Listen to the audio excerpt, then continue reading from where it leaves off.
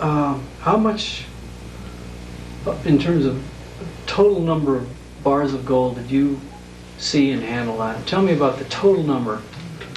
It was 110. Okay, describe that. I need a little more than that, Tony. I need you to tell me altogether that night I handled and saw 100, you know, something like that. I handled and I saw 110 bars of gold. And you're sure it was gold? I later got 10 of them back and disposed of them and got quite a lot of money out of it. I don't care if it's gold or not. I know it was gold because I assayed it, and I know what it assayed, and I disposed of 10 bars of gold. Okay, now explain that story to me, how years later or months later or days later or when that was that you went back and found 10 bars and got rid of them. I didn't go back down there till 1961. And I'd had, like, a couple of years there, I'd had a financial loss, and at that time I was trying to recoup a little bit. I'd never forgot that incident. It had been fresh on my mind all those years.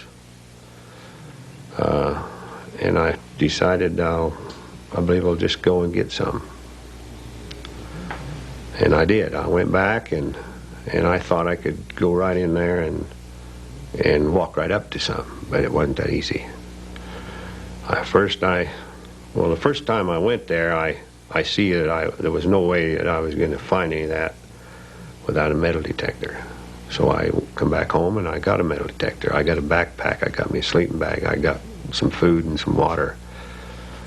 And I went back and I searched first down in the area where we first went. And I searched there quite a long time without results. And then I came home and I talked to the company that made the metal detector, and they told me I had the wrong kind of a loop on it for what I was wanting to do, and so I got a different loop from them. And I went back and I decided then I would kind of bunk at this cabin. It was off the road, it was out of sight. I left my car down in the desert, I hiked in at night, my backpack. And so I kind of used that where I could have a place out of sight. And I searched the hill above there. I searched a long time. I was in there, I believe, 4 times and stayed several days each time. And I was about to give up, and I did finally, the thing buzzed, and I did find the 10 we'd put on that hill. And those are the 10 I dug up and brought out. And if you wouldn't mind disclosing to me how you disposed of that gold. It wasn't easy. At that time it was illegal to have gold, and you just cannot go down and find somebody to buy a bar of gold on every corner. I found out it was really tough.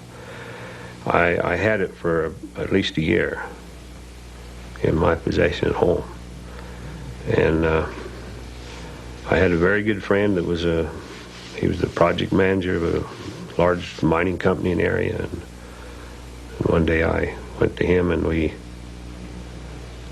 very carefully and over a long period of time, with his help and the help of his bookkeeper, which I'm not going to tell you their names, I promise not to, we devised a plan that we could dispose of that gold and turn it into money, and we did it.